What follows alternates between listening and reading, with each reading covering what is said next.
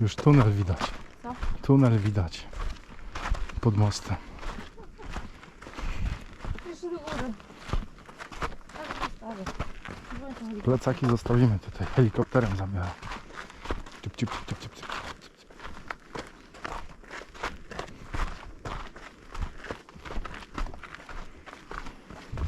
Ej, tam chyba krokodyle płyną. No popatrz się.